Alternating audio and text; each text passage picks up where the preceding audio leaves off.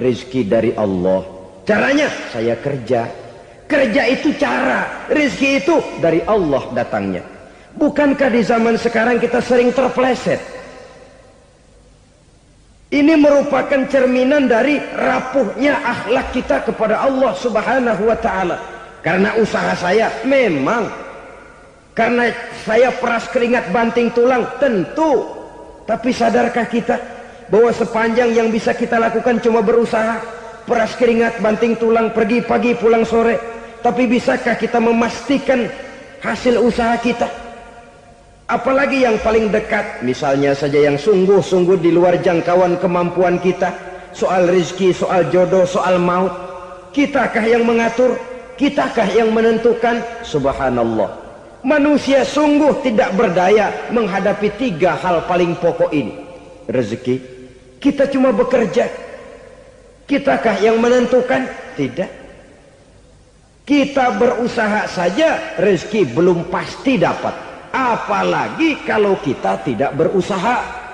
Jangan terjebak dalam fatalisme. Belum perang udah nyerah.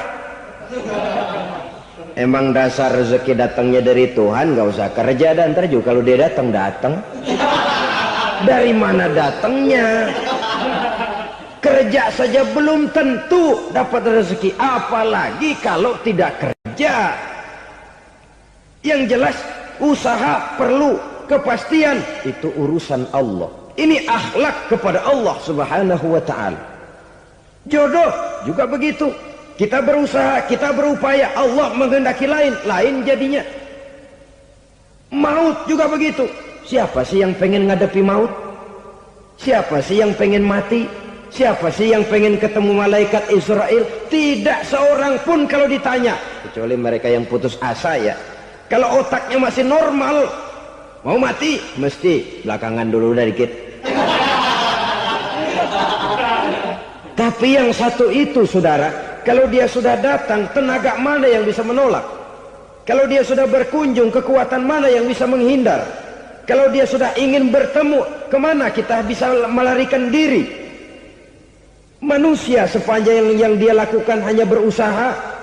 Tapi kepastian, ketentuan dari Allah Subhanahu wa ta'ala. Orang yang kufur nikmat, nutupin Allah. Dia merasa rezekinya adalah mutlak peras keringatnya. Seolah-olah Allah nggak punya peranan apa-apa di situ. Oh, ini kan saya bisa rumah begini karena saya kerja keras. Oh, ini mobil saya begini saya kerja keras. Peras keringat, banting tulang, keras.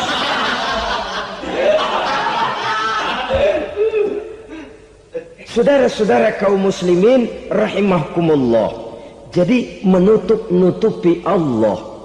Akibatnya nanti kalau dia berhasil, Allah ketutupan. Kalau dia gagal, orang lain dicaci maki, dicari kambing hitam. Yang kambing hitam kan mahal. Karena orang sering cari-cari kambing hitam. Jarang orang mau jujur kalau bertemu kesulitan lalu mencari sebab pada dirinya sendiri. Yang paling enak ya nyalain orang. Lo begitu. Orang lain yang paling enak kita salahin. Au ya'malu fi mukhalafatil mun'im, atau dia melakukan sesuatu yang tidak sesuai dengan kehendak yang memberikannya nikmat. Diberikan kita tangan, mulut sih nggak berhenti. Terima kasih Tuhan, alhamdulillah saya dikasih tangan. Cuma nih tangan enteng mat nabokin orang mulu. Itu sudah mukhalafatul mun'im, bertentangan dengan kehendak yang memberikan nikmat. Diberikan harta, mulutnya mah basah. Terima kasih Tuhan, alhamdulillah dikasih harta. Tapi pelitnya minta ampun. Kikir, koret, medit. Ini juga termasuk kufur nikmat, mempergunakan suatu nikmat bertentangan dengan kehendak daripada yang memberikan nikmat itu sendiri. Saudara-saudara kaum muslimin rahimakumullah. Oleh karenanya kufur iman memang lebih bahaya daripada kufur nikmat. Tapi jangan lupa, kufur nikmat bisa menyeret orang kepada kufur iman. Nah kalau Allah udah dialingin, Tuhan sudah dinomor duain, lama-lama kenapa dia tidak mendewakan dirinya sendiri? mendewakan pangkatnya, mendewa-dewakan otaknya, mendewa-dewakan kemampuannya. Pada awalnya dia memang cuma kufur nikmat, tapi lambat laun kalau ini tidak diobati, secara pasti orang akan mengarah kepada kufur iman. Bisa berbentuk syirik, bisa berbentuk nifak, bisa berbentuk riddah. Saudara-saudara, oleh karena itu menjaga akhlak kepada Allah mutlak penting. Sebab apa? Kita tidak berakhlak kepada manusia saja, kita dikucilkan dari pergaulan. Kalau kita tidak berakhlak kepada Allah, dikucilkan oleh Allah. Hadis qudsi menyatakan, man lam yashkur ala na'mai wa lam yasbir ala balai falyakhruj min tahtis samai falyatlub rabban siwaya. Kata Allah, siapa orang yang tidak mau bersyukur terhadap nikmat yang aku berikan kepadanya dan tidak mau sabar terhadap ujian yang aku berikan kepadanya, falyakhruj min tahtis samai, persilakan saja keluar dari kolong langitku, waliyatlub rabban siwaya, tolong cari Tuhan lain selain daripada aku. Murka Allah, diusir, cuman gak kedengeran aja. Siapa yang tidak mau syukur terhadap nikmatku, siapa yang tidak mau sabar terhadap ujian yang aku berikan kepadanya, persilakan keluar dari kolong langitku ini, cari Tuhan lain selain aku. Nah, langit Tuhan yang punya, Tuhan kita lawan, diusir dari kolong langit, mau pindah ke kolong mana?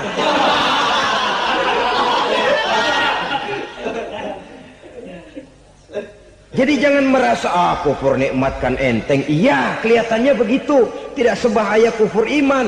Tapi kufur nikmat ini merupakan anak tangga yang kalau kita sudah mulai naik, kita akan naik terus sampai kepada tingkat di mana kita mengalami kufur iman.